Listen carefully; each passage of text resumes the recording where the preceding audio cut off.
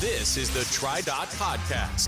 TriDot uses your training data and genetic profile combined with predictive analytics and artificial intelligence to optimize your training, giving you better results in less time with fewer injuries. Our podcast is here to educate, inspire, and entertain.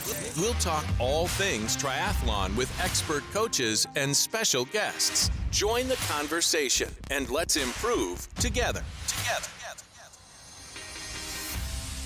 Welcome to the TriDot podcast, everyone. Today is going to be really interesting as we discuss training analytic essentials that every triathlete should use. The more time we all spend in this crazy sport, the more we pick up watches, heart rate monitors, bike power meters, cadence sensors, and all kinds of gizmos and gadgets that help us record the data of what happened in our training session. But once that data is collected, what do we even do with it? How do we know what to do in future training based on the data showing how previous training has gone? Well, we're going to get really nerdy today, people, so I'm glad you've joined us for this. Now, no conversation about analytics and triathlon would be complete without my first guest, TriDot founder and CEO, Jeff Boer. Jeff is the chief architect behind TriDot's insight optimization technology that powers TriDot training. He's a multiple Ironman finisher who has coached dozens of professional triathletes and national champions, as well as hundreds of age groupers to podiums and PRs since he began coaching triathlon in 2003. Jeff, how pumped are you for today's topic? I'm very pumped. 120 PSI and ready to roll. Oh, that's a nerdy cycling joke. No one. Okay, if you're listening and you're pumping your tire up to 120 PSI, you're doing it wrong. That's another podcast, though. Well, next up is Coach John Mayfield. Now, John is a successful Ironman athlete himself. He also leads TriDot's Athlete Services, Ambassador, and coaching programs. He has coached hundreds of athletes ranging from first-timers to Kona qualifiers and professional triathletes. John has been using TriDot since 2010 and coaching with TriDot since 2012. John, thanks for joining us today. My pleasure. And who am I? I am Andrew, the average triathlete, voice of the people and captain of the middle of the pack. Now, we'll all get going today with a warm-up question, and then we'll get into the main set conversation all about the essential analytics for us as triathletes. For a cool down, we'll be highlighting our Tri Club of the Month, brand new feature. We're going to talk about an awesome Tri Club based out of the Houston area. So lots of great stuff. Let's get to it. Time to warm up. Let's get moving.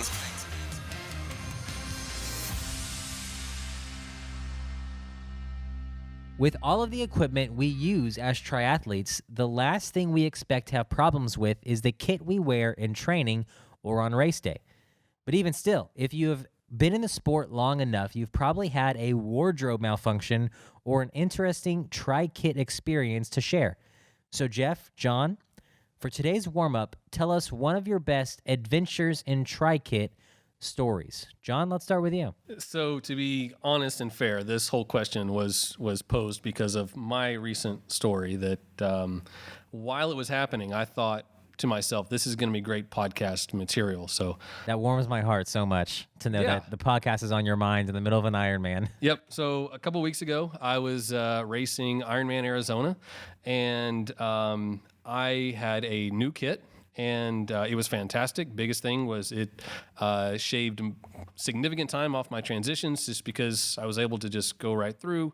In the past, I'd changed kits because I like to be comfortable and fresh, and it's hours long each leg. So this time I went to a one-piece kit. Rocket Science has a fantastic one-piece kit that we've gone to, so I was super excited to wear that for the first time at Ironman Arizona. You looked great in it, John. Thank you. You looked great. Thank you. Got through the swim great, got through the bike great, and I headed out on the run. And like my T2 was by far the fastest I've ever had at an Ironman mostly because of this kit that I was just had to put on my shoes and I was out. So I ran the first couple miles and everything's great with the kit.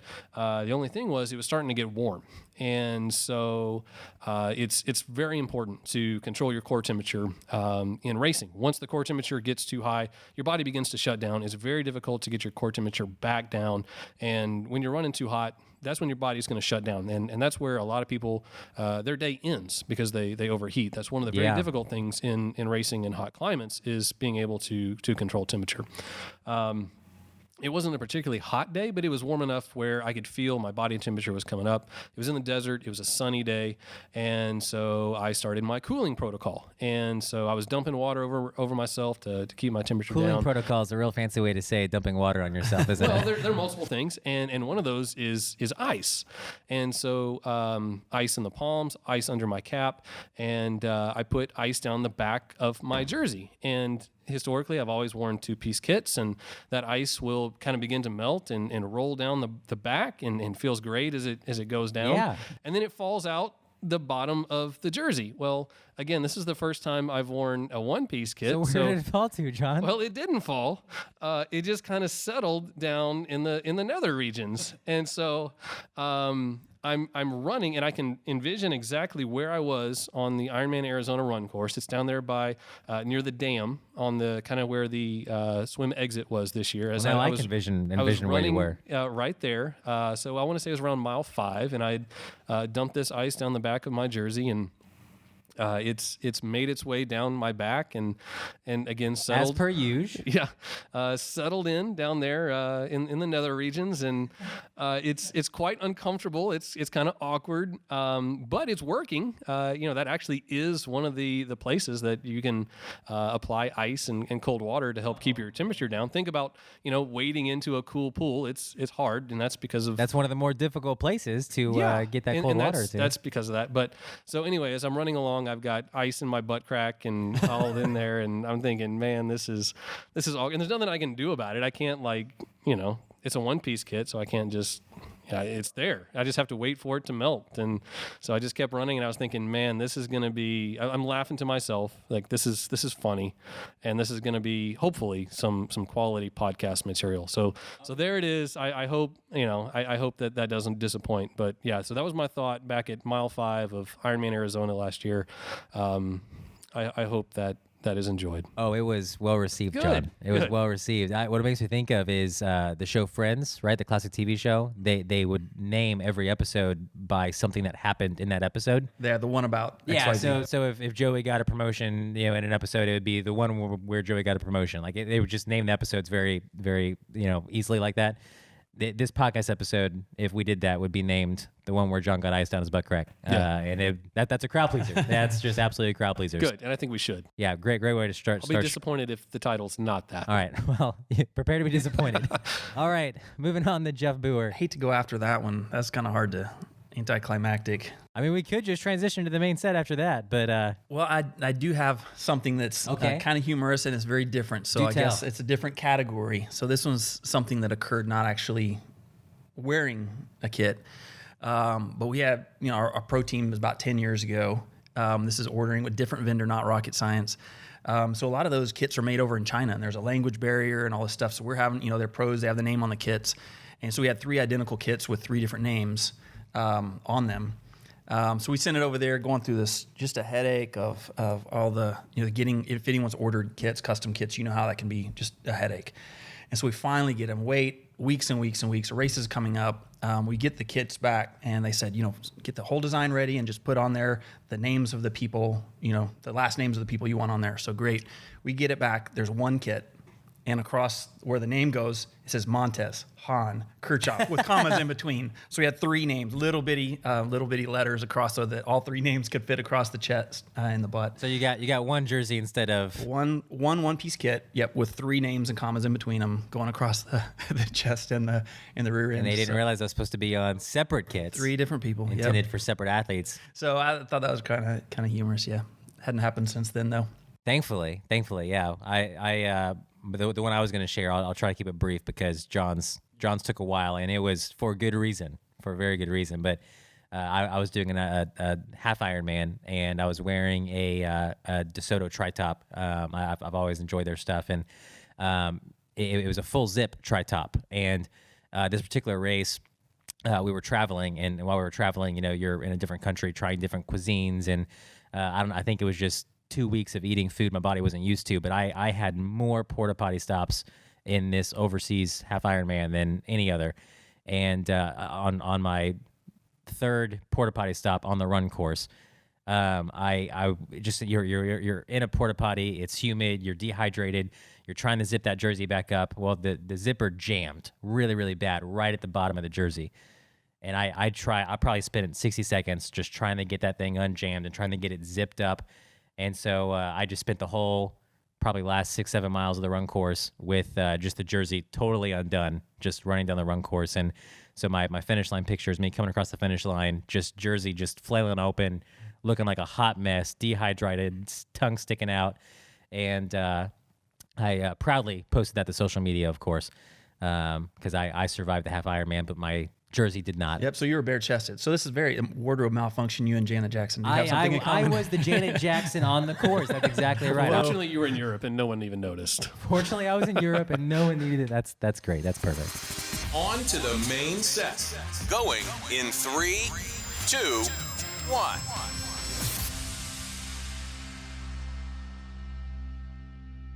Our main set today is brought to you by our friends at Garmin.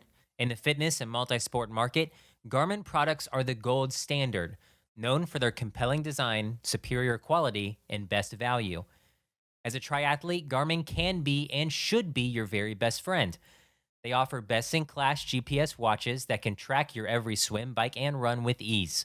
When you are out on the bike, Garmin's Vector power pedals can measure those all-important watts, while their Edge cycling computers conveniently display all your data in real time as you ride.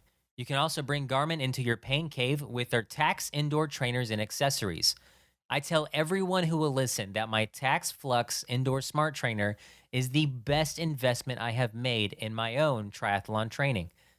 The best part is Garmin is fully integrated with TriDot, so your Garmin Connect and Garmin Health data seamlessly streams to TriDot and your training is continually optimized. So head to Garmin.com and check out all the cool tech they have to offer.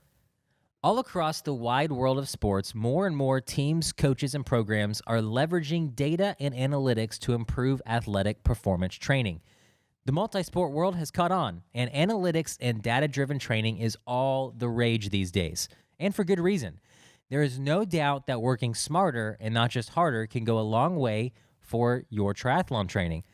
So we buy, watches and monitors to record quality data, but then what do we do with that? How do we analyze all the data that we are collecting in our training? Now, we're not going to dig into individual training metrics today, but we're going to focus on the actual technologies that are used in the decision-making with data. So today I've brought in Jeff and John to walk us as athletes through the field of analytic training to learn what is essential for us to know about data-driven training. So guys, let's start kind of just at the basics. Let's kind of establish some stuff, because we were actually, right before we started recording this, we were kind of talking about this episode. We were talking about what athletes need to know when it comes to data and analytics, and I think for most athletes out there, a lot of these terms just kind of start blending together. And we know data is important. We know analytics is important. We see that in other sports as well. So John, talk to me about kind of what you see out there that athletes need to know when it comes to data analytics. So the most common thing that we see are accumulation metrics. So this can fall under a lot of different names: miles, hours, yards, that sort of thing, with the common logic that more is better. So oftentimes this is what the athletes are looking at. This is their data that they're quote unquote analyzing. And with the sense that the more they do, the better off they're going to be, the more prepared they're going to be for a race. The more training they do, the more hours, the more miles they log. This is what they compare one to another, which is something that's pretty common to see is, I logged X miles this week. I ran this many miles last month. I did this many hours of training. And that gives somewhat of a common ground for one athlete to compare themselves to another, which is not particularly beneficial or even useful.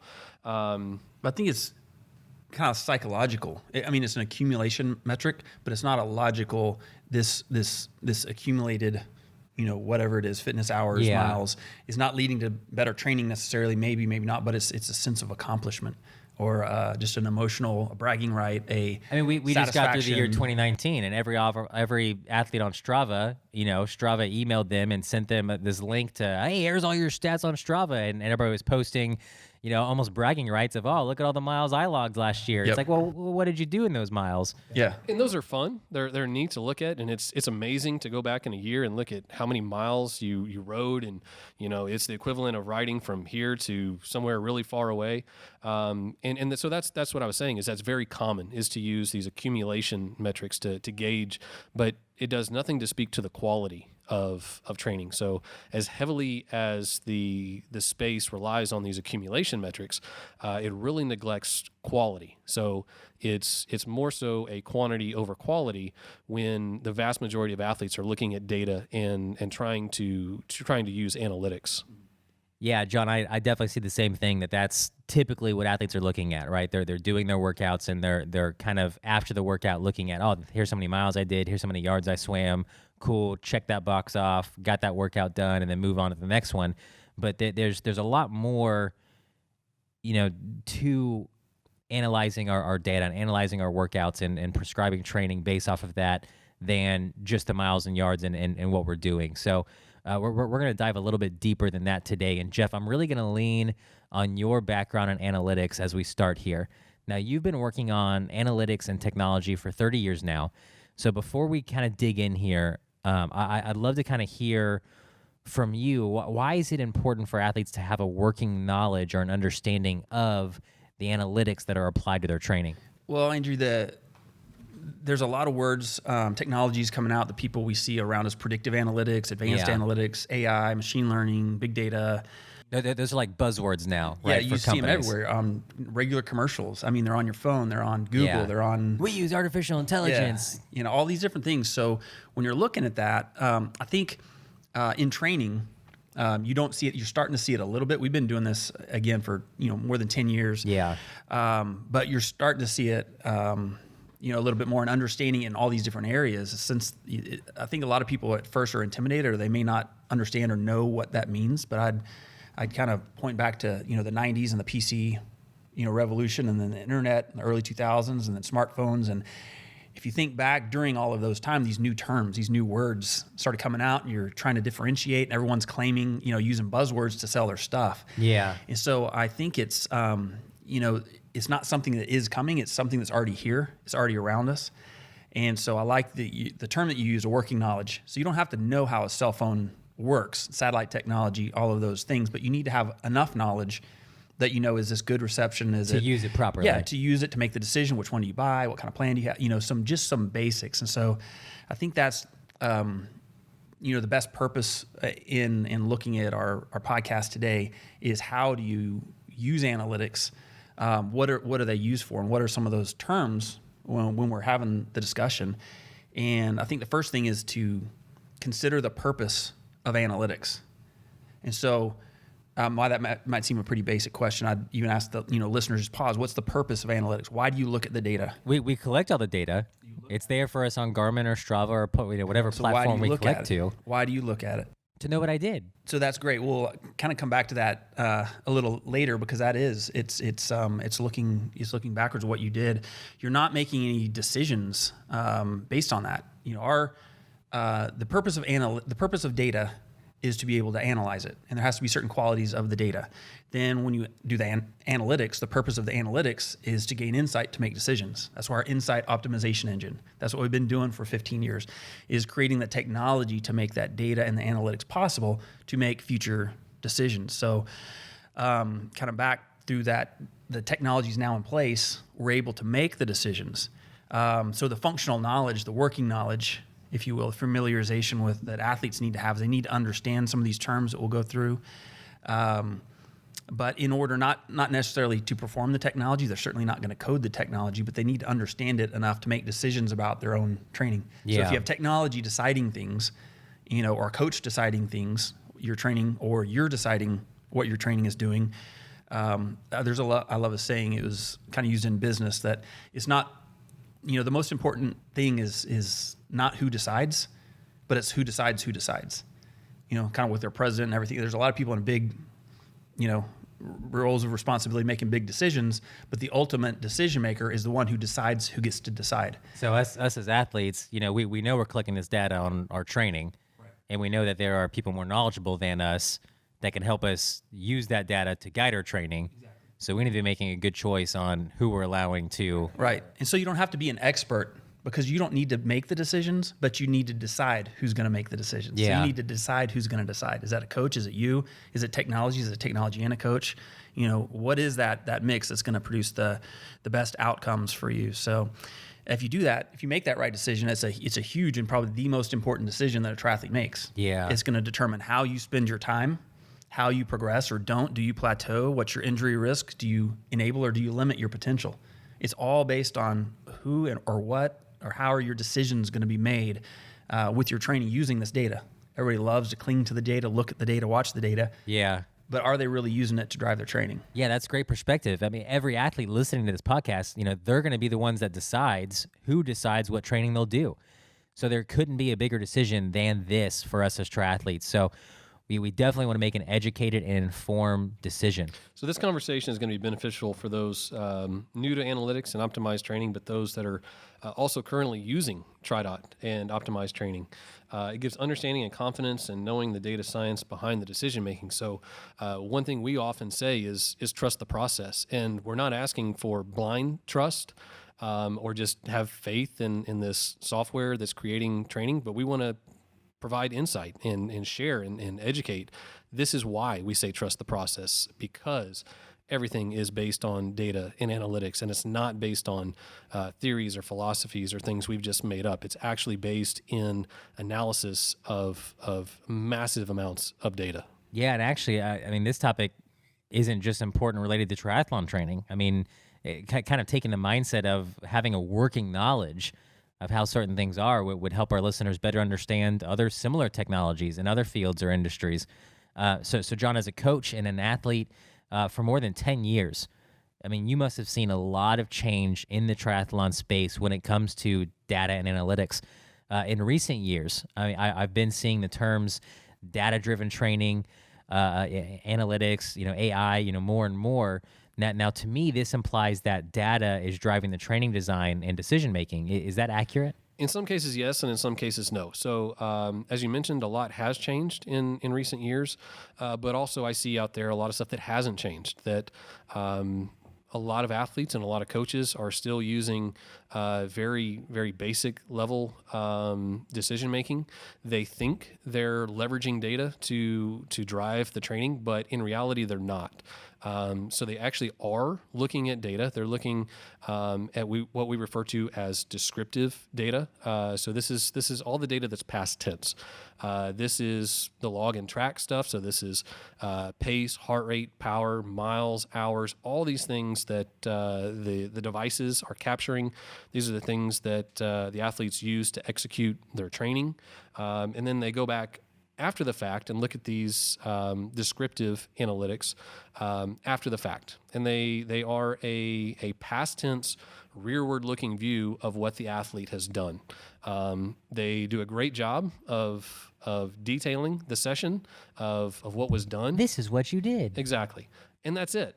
It does nothing to say what now. There's nothing in that historical information that tells the athlete what to do next. So based on this, so even though the coaches and athletes are going back and looking at this historical data, it still is up to another something other than the data to decide what happens next. So it's either a individual philosophy or theory or experience or trial and error. It's kind of more of the same. So even though they're looking at the data, maybe they're trying to find some insights in there. There's a lot of software out there that digs really deep into what happened historically, and that's kind of what they often will rely on is look on the past and then let's look really close and get really granular on what happened in the past. But even you can keep looking backwards and looking on a very fine level, really diving into that historical data. It's not going to tell you what what to do next. It's like driving by looking in your rearview mirror. You can have a fantastic view of what's behind you, but that doesn't tell you what to do next. It doesn't tell you what's ahead. And that's really the difference in optimized training, is using data to then determine what happens next. And that's only achieved through these advanced analytics. So you use that term advanced analytics. That's a broader category. There's really there's a bunch of categories, but the main three are descriptive, and then you have predictive and prescriptive. And so that descriptive is what everything else out there is. It's looking backwards. And then the advanced analytics is kind of everything forward, including predictive and then prescriptive. So predictive is predicting an outcome in the future, and then you make a decision on that and you prescribe something for a particular use case or a particular person in a certain circumstance. And so, that recognizing what's driving your training involves two things: the type of data or analytics being used, and then the decision-making process itself. So what is making decisions? Is it technology? Is it a person? Are they applying logs? You can look at a lot of the other software out there. I'll throw a couple names: Final Surge, Training Peaks. There's a number, and they're a log. They're track your training, log your training. Just another way to record what's just happened. Correct.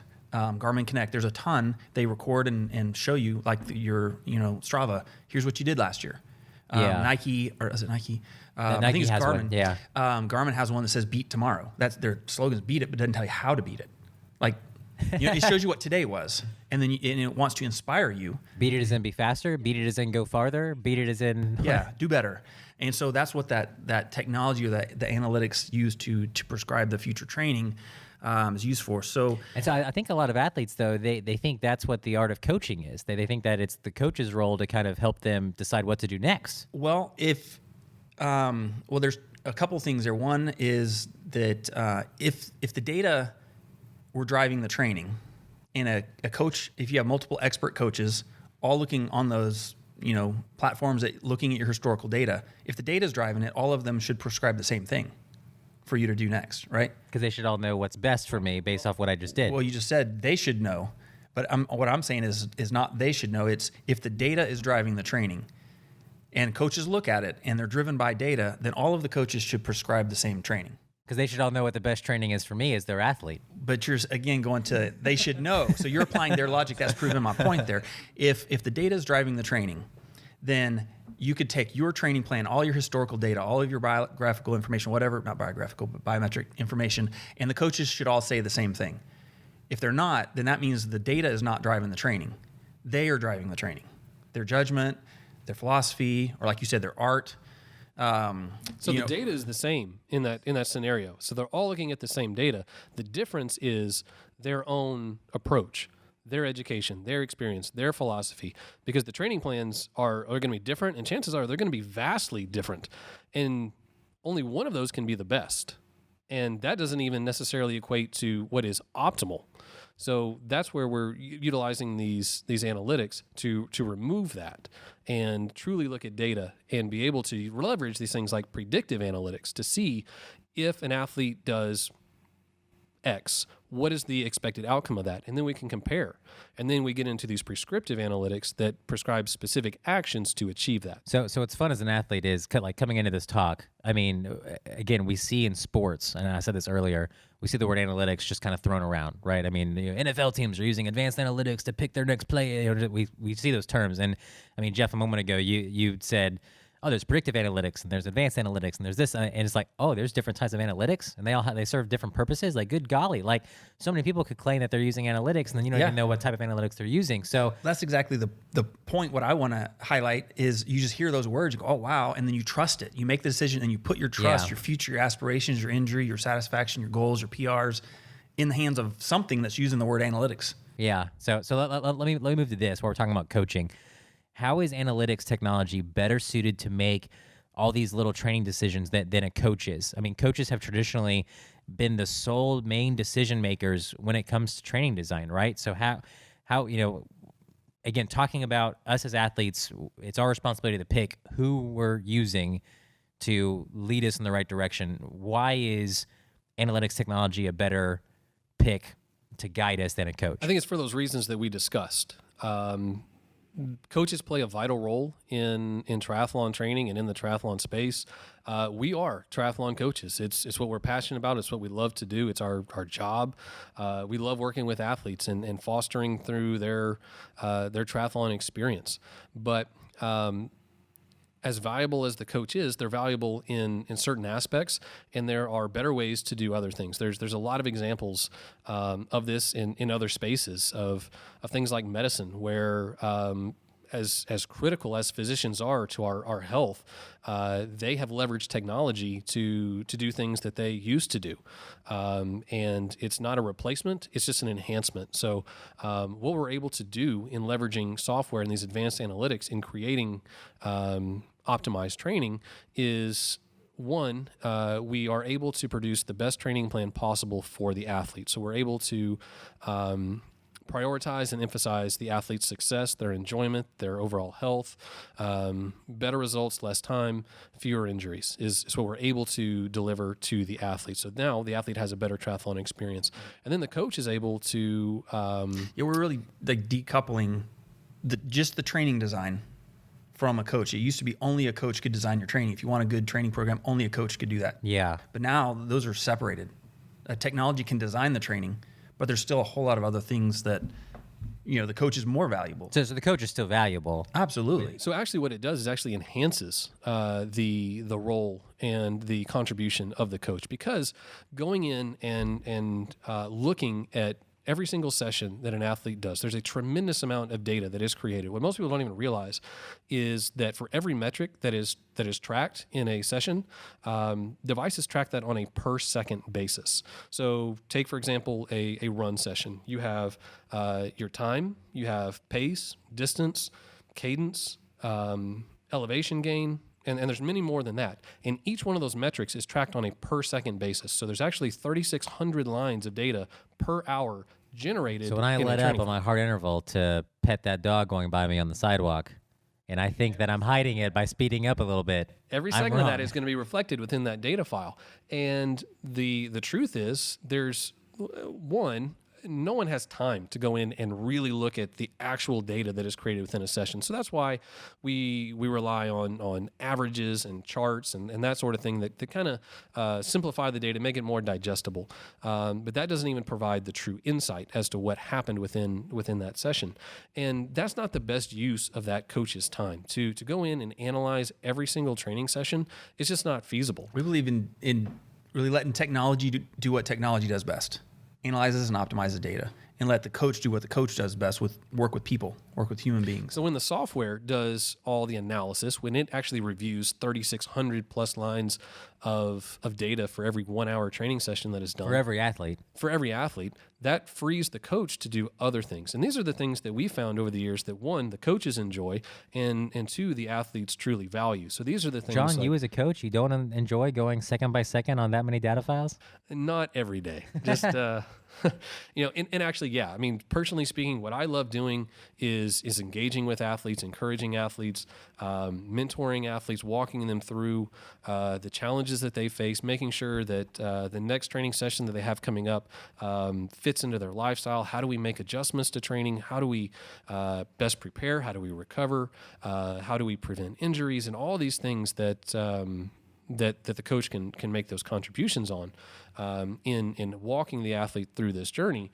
That's what I enjoy. That's what the athletes most value, and that's really where the coaches make their largest contribution.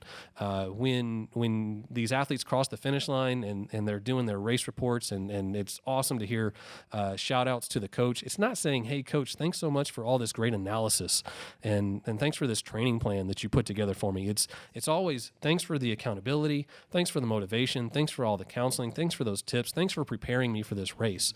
And so that's what we're able to do is give the athletes those things. So as Jeff mentioned, the technology and the software creates the training, it adjusts the training, it does the analysis, it does what software does, and it allows the coach to do what we as people do. We care, we empathize, and provide that level of service back to the athlete. What we're seeing in out there in the space is just like every other space. There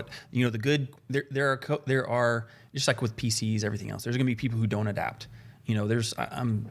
You can look at any different industry, but those that are morphing, doctors, there's MRI machines. If there's people still trying to diagnose that kind of stuff without them, they're not in business anymore. Yeah. Those that adapt and use the tools, learn how to use it, morph their business, create different value, find more time to do different higher value things. Those are the ones that are going to be successful and thrive. I think it's even beyond time, but there's just a capacity, not just the time and all the lines of code and data, but all of the data has to be standardized and normalized and contextualized. Even if a coach was able to look through all of those things, do they know that individual's genetics, their past, their body composition, all of these different things? And the more the coach does know all of those things, the fewer athletes that coach works with. So every athlete's different, and they can't have enough. A population size is not big enough to learn causation, even over many, many years. Because if they're applying the same philosophy, trial and error techniques, beliefs, whatever, every athlete coach is different. working with me, and that same coach is working with my dad, who Different. is Completely 60 and way taller. I mean, we're different people, we're different athletes, and so if you apply the same philosophy to me versus my father, we have different training needs. So either you're working with a ton of athletes and you don't have very much intimacy with any of them. You don't have very much, or you're working and you have all the data necessary, a lot of the data necessary, maybe not all of it, but then your sample size isn't big enough. But with technology can have the big sample size, normalize the data, standardize it, contextualize it, and make those decisions very quickly. I remember when I first was thinking about using TriDot myself as an athlete, I was looking for a training program or a coach, trying to decide how I wanted to train for my first Ironman. And when I was checking out the website, there's a lot of stats right on the homepage that on how much better TriDot training can do for you. And one of the stats that's on there on the website is that TriDot produces 2.4 times more improvement than training designed and monitored just by a coach, which is a crazy impressive stat. And you see that and you're like, wow, really? So is it the analytics of TriDot doing its job and a TriDot coach doing their job kind of combined that lead to that 2.4 difference? Well, just to clarify there, that it's this 2.4 times more improvement than training designed and monitored by a non-TriDot coach. Okay. So we took a coach without the technology. Against whatever plan they have generated.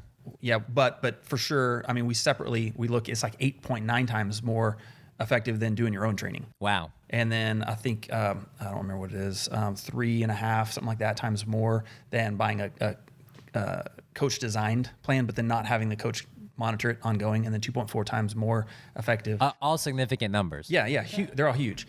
This is a great example. Okay, I looked at this. It was a couple of years ago. It's a pretty classic use case when grad students. There's a couple of grad students out of Stanford. They were looking to solve a problem, and a lot of the AI, machine learning, deep learning are applied to recognizing images, the speech recognition, facial and image recognition, and natural language.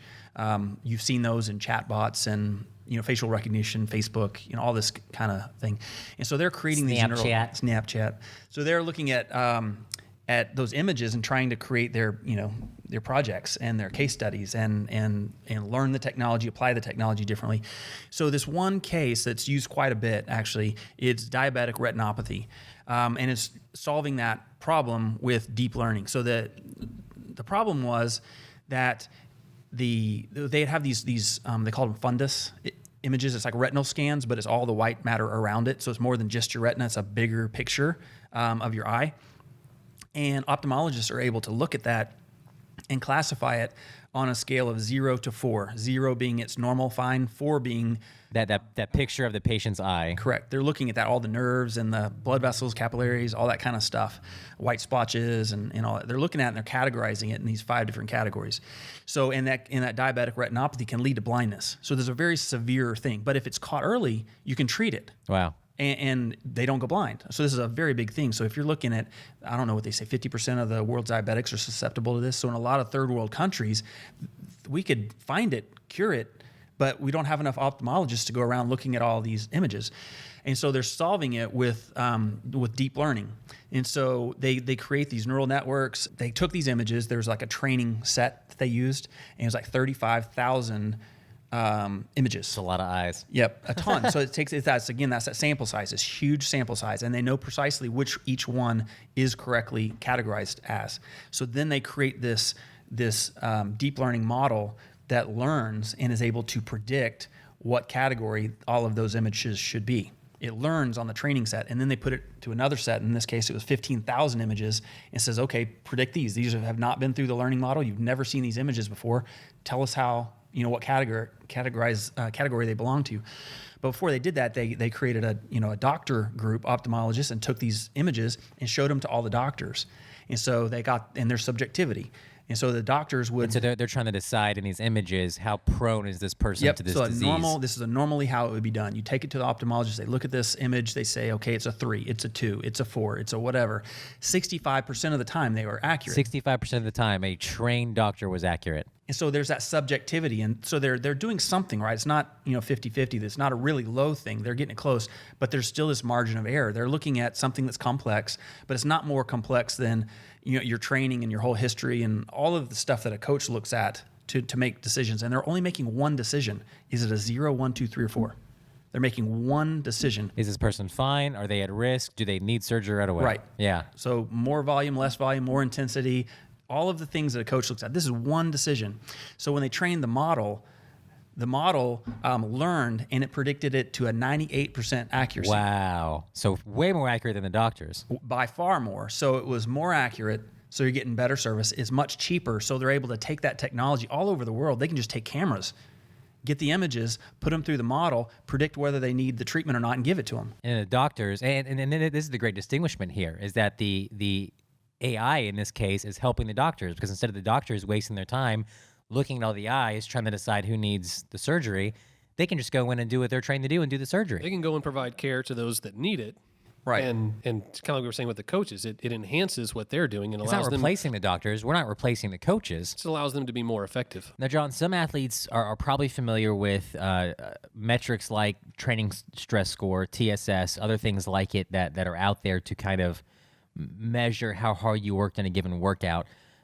So the coaches that use this to prescribe training, is this an example of prescriptive or predictive analytics? It's not. So TSS is actually a descriptive analytic. It combines multiple descriptive analytics into one. It's a combination of intensity and time. And what it attempts to do is quantify the amount of work and the amount of training stress that was done in a session, and it combines the intensity level with the time. So it uses threshold as the baseline. So 60 minutes at threshold is equivalent to a TSS of 100. So if you did a 1 hour session at your threshold level, that would be a TSS of 100. That sounds painful. That sounds awful. From there, you can do 2 hours at 50% and achieve that same 100 TSS score. So wait, so if I go at 50% of my threshold, so like let's say my threshold right now as we're recording this, I think is like 185. So half of 185 is like 93 watts. So you're telling me that me holding 93 watts for 2 hours is supposed to be as hard on my body as going all out threshold for an hour? Well, they would achieve the same TSS score. So yeah, you would achieve a 100 TSS in each of those sessions. So you're 60 minutes at threshold. One of those I'm walking away hurting, and one of those I'm walking away fine. Right. So your TSS is the same in that case. So there are obviously holes in TSS, and even mentioning threshold, there are issues with that. So again, it's a descriptive analytic. It's available to look at. It's a estimate or kind of a round quantification somewhat of it. But again, yeah, we understand that 60 minutes at threshold is very different than 2 hours at 50% of threshold or whatever the combination thereof. They're different energy systems, they're different recovery demands, different training adaptations. So no, that is not what we're talking about when we're discussing advanced analytics. He mentioned the accumulation metrics, the very crudest time, miles, meters, whatever. This is one step ahead of that. Is there's some element of including intensity, but it's not very accurate. And so if you're a coached athlete out there and that is the leading metric that your coach is using to help kind of guide where your training should go next, then your whole training is based off of a metric that is somewhat flawed, right? Well, it goes back to what we've been discussing, is that for majority of these coaches and athletes, they're relying on their own theory or philosophy to prescribed training. So the amount of TSS in a given session, or these other metrics that are derived from TSS, are derived from that theory, from that philosophy. It's how much TSS is necessary for a given session. And that's going to be different. As we discussed earlier, every coach is going to have a different answer, because it's not the data that's determining that, it's the coach. Or there are guidelines that you can go in and say, a sprint level athlete should have a TSS of this, or an Ironman level athlete should have a TSS of that. So, but again, they're very vague. They're not individualized. And who decided that? Not the data. So yeah, I mean, there were, you can just look here. You can look at groups of people and see, okay, here's about the averages, and create some guardrails. So here's the range. Somewhere within this is a good guideline, so keep it within here. And the TSS is a measure of one session. You aggregate that into longer periods of time, a chronic training load and an acute training load being smaller. And so, it's kind of getting beyond just a session to multiple sessions, and how much is that training accumulated during a week or a month or 6 weeks. So, I mean, obviously there was a lot of time and thought that went into this. There were pioneers in our sport that paved the road to lead us to where we are today, that allowed us to create data and analyze data and leverage software to do it. And yeah, it was great. It was a great tool coming up. But now, just like in so many other aspects of our lives, technology and software has provided new insight for an even better way. So just because it was good in the past, or the best thing in the past, that doesn't mean that it's still particularly relevant. Technology has a way of disrupting what we do and how we do it. And that's exactly what's happening here in this case. Another popular one that I think a lot of athletes hold on to is the 80-20 rule. Is the 80-20 rule also kind of a similar to that? Well, it's not a rule at all. It's another philosophy, just as we've discussed. And yeah, I mean, there's a certain amount of relevance to it, that it is important to polarize training. And you could even look at a TriDot athlete's training from a very high level, and it may loosely resemble 80-20 of 20% intensity and 80% easier type stuff. But if it were exactly 80-20, that'd be just complete coincidence. But even then, how do you break down the 20? So it's 80% easy, 20% higher intensity. But what is the higher intensity? How do you determine? Because it's not all one high intensity. High intensity isn't a thing. It's a lot of things. It's zone 3, it's zone 4, 5, 6.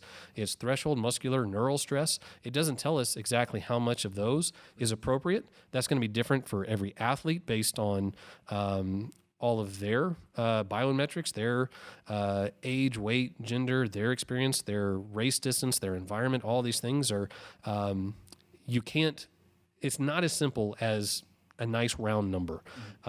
Just unless it's complete coincidence for that one individual out there, it's going to be right for them.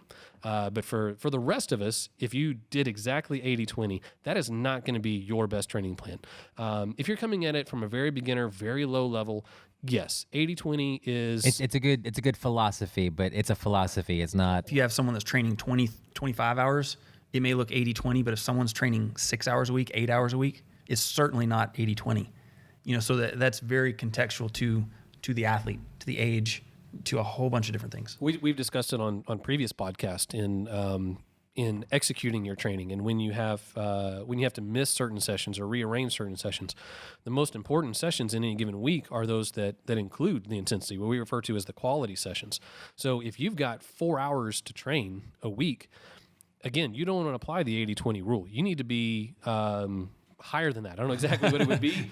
Maybe it's 50-50, maybe it's 60-40, but it's not going to be 80-20. The less time you have, the more important getting in that quality is. It's more important to get in the quote unquote 20 than the 80. So again, as the amount of hours are reduced, that secondary number is going to be higher. We could spend a whole podcast on this one. So, and I guess we will. The more we talk, and the more we figure out these are important things. But here's kind of what I'm gathering, just listening to talking about kind of the holes in some of these philosophies. They're good training philosophies, but at their core, they're not a great way to prescribe training.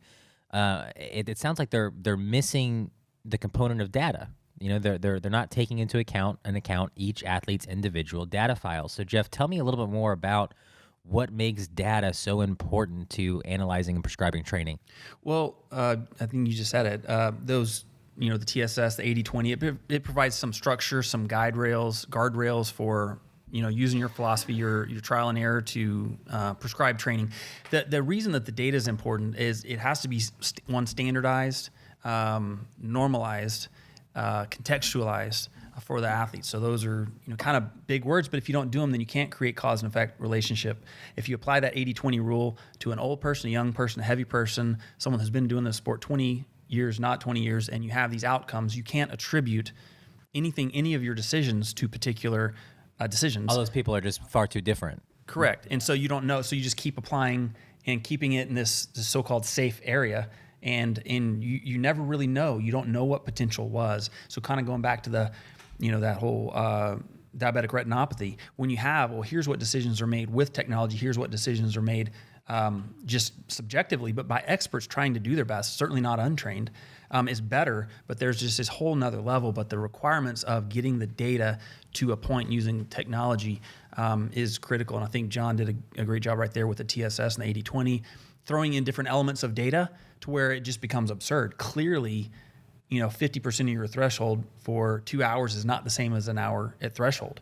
So if you're trying to accumulate that metric, it's going to lead to bad decisions. So that's what we've been working on good 10 years, even before we started applying the advanced analytics, just standardizing the TriDots, the swim, bike, run. How do you get to a standard threshold score and a value, and an absolute and relative value where you can compare a threshold in one to the other, look at predicting how much increase is possible for a person, what is the potential for improvement, how do you allocate the time, and comparing those normalization of weather, of a whole bunch of other things. If you do your threshold, whatever your threshold ability is at 3 p.m. outside or early in the morning, it's very different. Your threshold changes, it's fluid, it's not static. But TSS, looks at it as static. So in one area you're overtraining or you're underscoring based on just strictly the time of day. Contextualization involves having data when you're making those decisions. Your sport age, again, your body composition, genetics, workload shaping. How do you shape that during the week? What is the frequency? Is all of that TSS, spread out? Is it even? Is it really driven from high intensity and a lot of low intensity, or is it high volume? So all of those things matter and are going to lead to very, very different outcomes. But inside of an 80/20 or a TSS, acute, chronic, training load, they're indistinguishable. You can have a whole bunch of different things going on, and they all fall within those parameters. But when you get data involved and you're going to get very, very different outcomes, and then that's where you can start determining the cause and effect relationships between them. So it's just recognizing that. The decision-making models and where that metric comes from. So looking at how do you define those things? What metrics are you looking at? And then how are they used in the decision-making, kind of going back to the very first points we were making. Well, and you hear all those different metrics, and you hear all the analyzing that's being done to them, and it's just such a reminder, going back to the eye doctor example. I mean, it would be near impossible for a triathlon coach to consider all of those data points for every individual athlete to make great decisions, the right decisions, forecasting an athlete's future training. But it's not very hard for the computer algorithms. That's what it's made for. And the technology to do that. So when an athlete is looking for a program or a coach that is claiming to use these terms and claiming to use data and analytics, how can we sort through the noise and kind of know, John, who's doing it right, who's doing it well, and who's just throwing those words around? So like a lot of things, it comes back to what's behind the claim is, for years we've seen things like custom training plan, personalized, dynamic, adaptive, all these things. But what is it that is making it individualized or customized or adaptive? Is it a person that's adapting it? Is it a set of basic rules that are adapting that training? Or is it, as we've discussed as TriDot's analytics, leveraging this big data technology to make those changes and refinements to the training? So it really takes a little bit more investigation to find out exactly what it is that is powering it. So if it is an artificial intelligence based, what is their artificial intelligence? What is that? What is determining what is making those decisions as we decided. What data points are they analyzing? Right. Or is it even data that is driving the artificial intelligence? Because that's not necessarily the case. I mean, artificial intelligence can be as simple as a set of rules that are applied by the technology. It's not necessarily leveraging data or training files to make those decisions. It reminds me a little bit of when you call customer service at a company, and you get the AI, artificial intelligence voice, right, that talks to you, and we all know, like, good golly, those things usually, unless you have a very basic problem, those things usually can't solve your problem. You have to press enough buttons to finally get to the human operator who can help solve your problem. But for those companies, they can say, oh yeah, we use artificial intelligence. Right. And it does a job. And that's kind of what I mentioned is when you have those very basic questions, it's applying a simple set of rules. It receives a question and it gives an answer. So again, it's not that software that's creating that answer. It's simply applying a rule that was already set forth. It was told what the answer was to the question prior to the question being asked.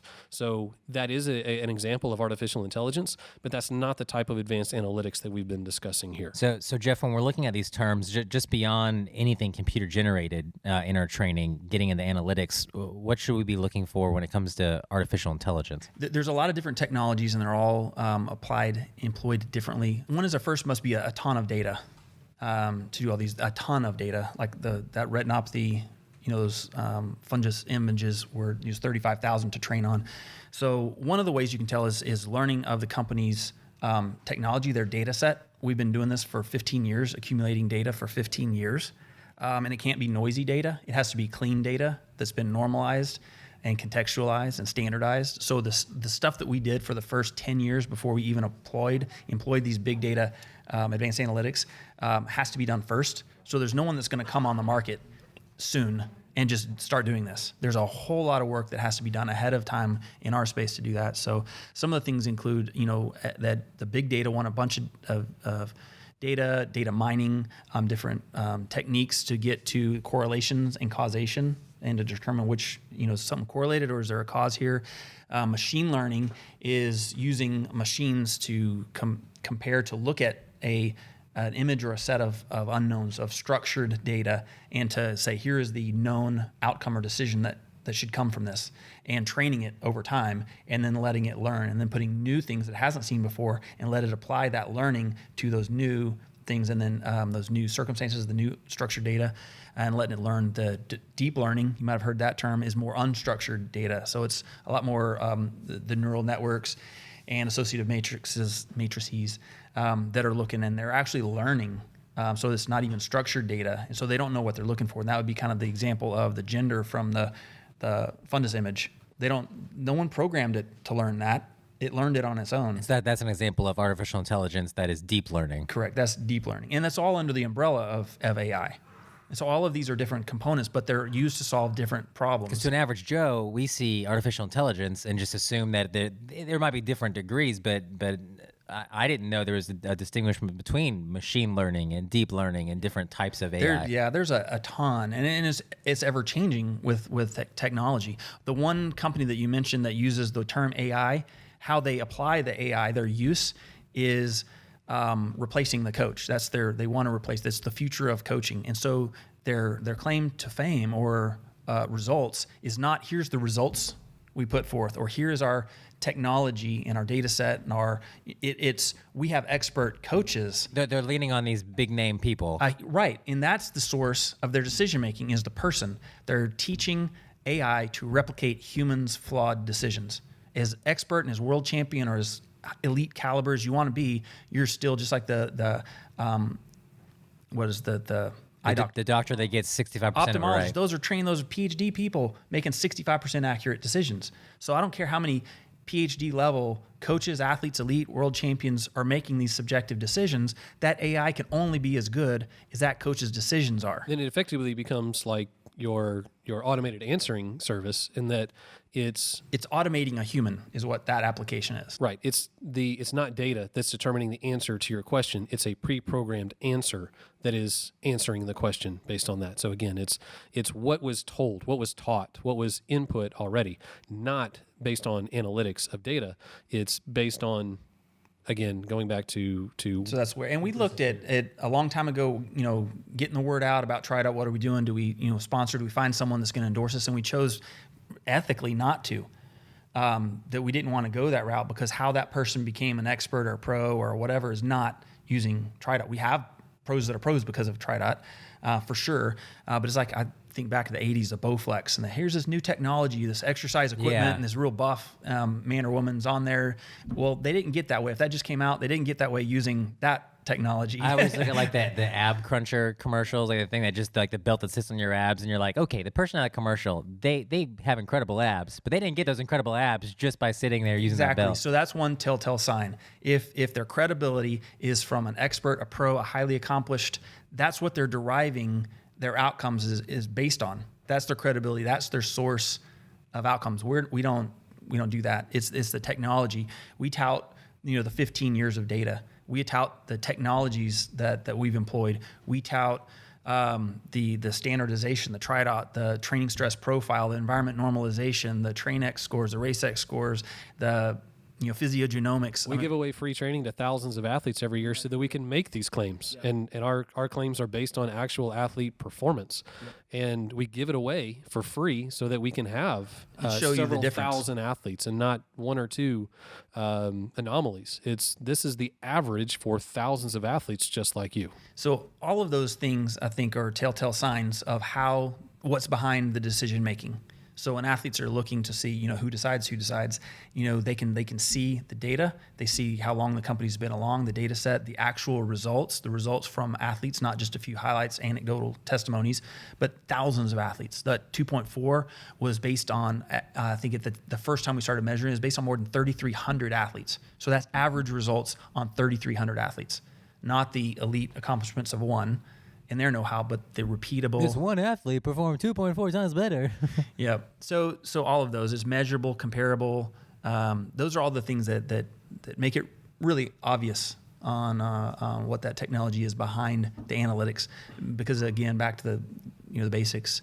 Analytics, data is produced and generated for the sake of analytics. Analytics' purpose is to lead to insight that's used in decision making. So anywhere you fall short of that or any breakdown in that process, the decision making is going to be faulty. Doesn't matter what the data is, if it's not being used in that proper way. Yeah. So we've covered just a ton of ground on just data analytics and their use in our sport, how we're leveraging them towards better training. So guys, to close this out, I just like each of you to just respond briefly with just a word of encouragement, a piece of advice for our athletes out there as we continue to see technology and analytics impact more and more our triathlon experience. What would you say to the athletes listening? All right. I just encourage, and I hope that, through this podcast, other podcasts, getting to know TriDot, that we can encourage athletes to, one, be discerning, healthy degree of skepticism whenever they're looking at anything, and try to understand it. And we always say trust the process, but it's not blind trust. So do it. And the understanding will come, but seek that understanding if you care to know. But don't be intimidated by technology, and realize that smartphones, PCs, don't be internet. intimidated by this 1 hour conversation we've had about data analytics and deep learning. But the goal, you put it at the very first, is to have a functional working knowledge, a familiarization, enough that you can go, okay, I get it. I recognize, the differences here. I recognize quality, not quality. I recognize hype, versus, quality, and you can make that decision. So I think I'm just excited about the future, where we are, looking back how much we've accomplished, and I know what we're working on now, and I'm just so excited about, I think we have some exciting times ahead, no pun intended, race times. And anyway, I just look forward to it, and just the contributions of our athletes, we wouldn't be where we were today were it not for their input, their data, encouragement, participation, feedback. So. Absolutely. John, what would you say to athletes as a word of encouragement to close us out today? Well, the great thing about this and a lot of technology that we use today is it's incredibly advanced. There's a whole lot that goes into it, and the good news for us consumers is that it's actually very simple for us.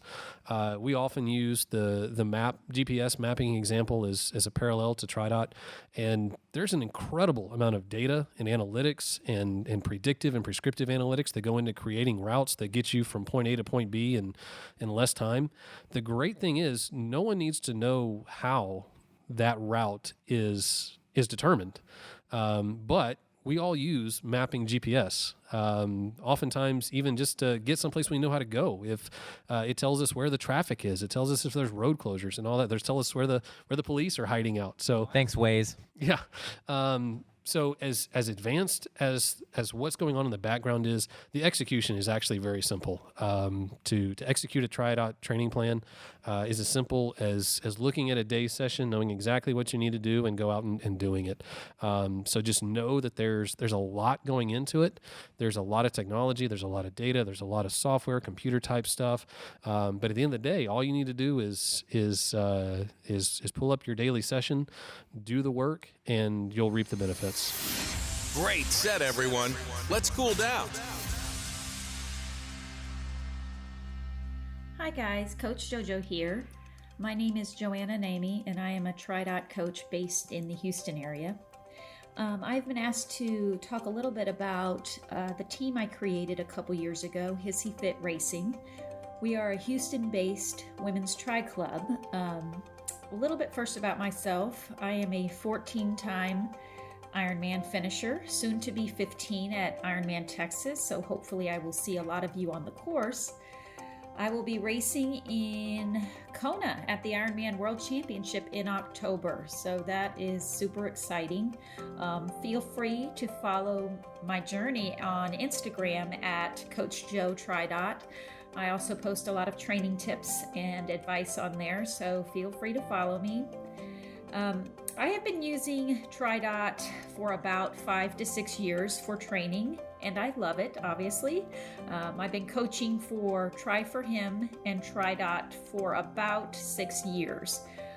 I first came up with the idea of an all-female tri club about 3 years ago after Ironman Texas. I was chatting with 3 of my friends who are also co-founders of our team. It's Julie Schultz and Marie Michelson and Susan Euler, who have been integral in making our team a success. We talked about how we could come up with an all-female team, and we decided it would be based in Pearland, which again is just south of Houston. And I was meeting at the time with tons of women who were new to triathlon, who were looking for advice on how to get started in the sport. I also saw a need for a tri club that would provide women at any level in the sport different opportunities for group training, educational resources. We needed, a resource for social outlet in the sport and overall support when it came to training. At the time, I had no idea how fast Hissy Fit would grow. Currently, we are at over 270 members internationally. Most of our members are in Texas, but we have active members all over the country. We actually have some coming in for Ironman Texas, so that will be exciting. We open Hissy Fit to all women, whether they are active triathletes, runners, swimmers, cyclists, or just interested in learning more about the sport, or supporters. And some of the events that we hold each year are social events around the holidays and during the summer. We have training events, which include weekly group rides, monthly open water swims. We do swim clinics and group runs almost every weekend. So most of these events are Houston, Pearland based, but we do pick team races, which will be local sprints, and then half and full Ironman races throughout Texas. We do have a group going to Ironman Florida this year, which is different. So we are starting to branch out into other states for our races. Hissy Fit gets noticed a lot on the race course for multiple reasons. Of course, we have our awesome tri kits that we we wear. You will notice us in red, black, and white leopard print, and we do say "me wow" on the back of our kits, so we get called out quite a bit.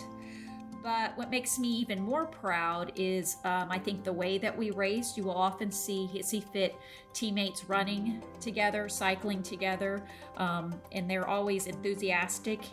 We often find you'll see the racers are often very loud and spirited on the course and enthusiastic. We pride ourselves on being very spirited. I was a college cheerleader, and so I think that comes out in everything that we do. We always hope to show mainly is the camaraderie and encouragement to all the athletes in the sport. That was kind of our mission statement, is to encourage women everywhere to take that leap of faith and start running or start swimming or start an active lifestyle. Sometimes people just need a little bit of encouragement, and I know that overall triathlon can be very intimidating. It's a very self-centered, a very competitive sport, and it can be intimidating. And I wanted Hissy Fit to be a safe place where women felt they could ask questions and that they could participate, and that it wasn't a competition among women. It was just a place that you could find, support, encouragement, and a place to better yourself. So anyone interested can look us up on Facebook at Hissy Fit Racing. You will find information under the Facebook page that is the Tri Club, but you can request to join under Hissy Fit the Cat Pack, or look us up on Instagram at Hissy Fit Racing. I've heard so many amazing positive testimonies from women who just needed the encouragement and push to get started. And many of them have told me that our group has changed their lives, which is just a dream of mine. I just never would have imagined that it would have that kind of impact. So, feel free to join our Facebook page. Please come race with us, and I look forward to seeing you all on the course. Well, that's it for today, folks. I want to personally thank TriDot CEO Jeff Boer and Coach John Mayfield for taking us on a journey deep into the core of TriDot. Enjoying the podcast? Have any triathlon questions or topics you want to hear us talk about? Email us at podcast@tridot.com and let us know what you're thinking. As your host, I always want to be the voice of the people, and the more I'm hearing from you, the better I can talk about the things you care about. So again, drop me a line at podcast@tridot.com. We'll have a new show coming your way very soon. Until then, happy training. Thanks for joining us. Make sure to subscribe and share the TriDot podcast with your triathlon crew. For more great Tri content and community, connect with us on Facebook, YouTube, and Instagram. Ready to optimize your training? Head to TriDot.com and start your free trial today. TriDot, the obvious and automatic choice for triathlon training.